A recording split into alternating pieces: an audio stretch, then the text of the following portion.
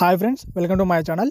So AP ఎంసెట్లో BiPC కౌన్సిలింగ్కి సంబంధించి BPT అంటే ఫిజియోథెరపీ, ఎంఎల్టీ అంటే ల్యాబ్ టెక్నీషియన్, ఇంకా పారామెడికల్కి సంబంధించి కౌన్సిలింగ్ ఎప్పుడు స్టార్ట్ చేస్తారు, ఇంకా అలానే ఈ కోర్సులో కౌన్సిలింగ్ ఏ సైడ్లో స్టార్ట్ చేస్తారు, అలానే కౌన్సిలింగ్కి సంబంధించి ప్రాసెస్ ఎలా జరుగుతుంది అనేది ఇప్పుడు డీటెయిల్గా తెలుసుకుందాం. సో ఇంకా టాపిక్లోకి వెళ్తే మనకి బీపీటీ, పారామెడికల్, ఎంఎల్టీకి వచ్చేసి మనకి కౌన్సిలింగ్ వచ్చేసి డాక్టర్ వైఎస్ఆర్ హెల్త్ యూనివర్సిటీ సైడ్లో స్టార్ట్ చేస్తారు. అలానే మనకి బీపీటీ, ఎంఎల్టీ, పారామెడికల్కి కౌన్సిలింగ్ వచ్చేసి సేమ్ బీఎస్ నర్సింగ్ ఎలా జరుగుతుందో అలానే జరుగుతుంది. అంటే బీఎస్ నర్సింగ్ జరిగిన ఫార్మాట్లోనే మనకి బీపీటీ, ఎంఎల్టీ, పారామెడికల్ కూడా జరుగుతుంది. ఇంకా మనం కౌన్సిలింగ్ ఎప్పుడు స్టార్ట్ చేస్తారో చూసుకుంటే మన కౌన్సిలింగ్ వచ్చేసి బీఎస్సీ నర్సింగ్ కౌన్సిలింగ్ కంప్లీట్ చేసిన తర్వాత మనకి బీపీటీకి, పారామెడికల్కి, ఎంఎల్టీకి స్టార్ట్ చేస్తారు.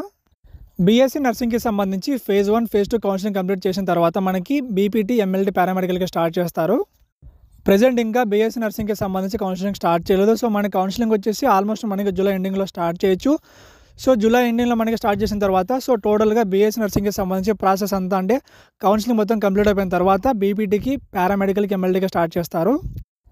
లాస్ట్ ఇయర్ కూడా సేమ్ ఇలానే బీఎస్సీ నర్సింగ్ కౌన్సిలింగ్ కంప్లీట్ అయిపోయిన తర్వాత మనకి బీపీటీకి, పారామెడికల్కి, ఎంఎల్టీకి స్టార్ట్ చేశారు.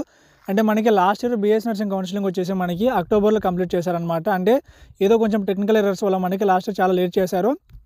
సో కాబట్టి మనకి ఈ ఇయర్ మనకి బీపీటీకి, పారామెడికల్కి, ఎంఎల్టీకి వచ్చేసి సెప్టెంబర్ తర్వాత అంటే సెప్టెంబర్ ఎండింగ్లో కావచ్చు, అక్టోబర్లో కావచ్చు మన కౌన్సిలింగ్ స్టార్ట్ చేయొచ్చు. బీపీటీ, ఎంఎల్టీ కాకుండా మన పారామెడికల్ చూసుకుంటే మనకి పారామెడికల్ వచ్చేసి దాదాపుగా మనకి 10 కోర్సులు అయితే ఉన్నాయన్నమాట. అంటే ఈ 10 కోర్సుల్లో ఒక్కో కోర్సుకి ఒక్కో డిఫరెంట్ స్పెషలైజేషన్ అయితే ఉంది. ఇక్కడ మనకి పైన స్క్రీన్ మీద కనిపిస్తున్నాయి కదా, మనకి పారామెడికల్కి సంబంధించి కోర్సులు అనమాట. అలానే ఇంకా మనకి బీపీటీ, ఎంఎల్టీ, పారామెడికల్కి వచ్చేసి మనకి క్వాలిఫికేషన్ చూసుకుంటే ఏపీలో మీరు ఇంటర్లో 90% అబవ్ మార్క్స్తో పాస్ అయి ఉండాలి. అలానే మీరు ఎంసెట్లో కూడా క్వాలిఫై ఉండాలి. ఇంకా అలానే ఎంసెట్లో మీకు ర్యాంక్ వచ్చేసి దాదాపుగా 30,000 బిలో ర్యాంక్ వచ్చింటే మీరు పారామెడికల్కి, ఎంఎల్టీకి, బీపీటీకి మీరు అప్లై చేసుకోవచ్చు. ఎందుకంటే మనకి చాలా తక్కువ సీట్లు ఉన్నాయి కాబట్టి కాంపిటీషన్ కూడా చాలా ఉంది కాబట్టి మనకి 30K కూడా ఒక్కోసారి ఎక్కువ అనిపిస్తుంది. కాబట్టి ఎవరికైతే 30K, 20K వచ్చి ఉంటుందో మీరైతే పక్కా అప్లై చేసుకోవచ్చు, ఎటువంటి ప్రాబ్లం అయితే ఉండదు. ఇది ఫ్రెండ్స్ ఏపీ ఎంసెట్లో బీపీటీ, ఎంఎల్టీ, పారామెడికల్కి సంబంధించి కౌన్సిలింగ్కి సంబంధించి అప్డేట్ అనమాట. అలానే కౌన్సిలింగ్కి సంబంధించి ఏ అప్డేట్ వచ్చినా మీకు ఇన్ఫామ్ చేస్తాను. ఇప్పుడు చెప్పిన వాటికి సంబంధించి మీకు ఏమైనా డౌట్స్ ఉంటే కింద కామెంట్ చేయండి. ప్రతి కామెంట్ కూడా నేను ఆన్సర్ ఇస్తాను. అలానే మీకు ఇంకా ఎక్స్ట్రా డౌట్స్ ఉంటే నాకు ఇన్స్టాగ్రామ్లో మెసేజ్ చేయండి.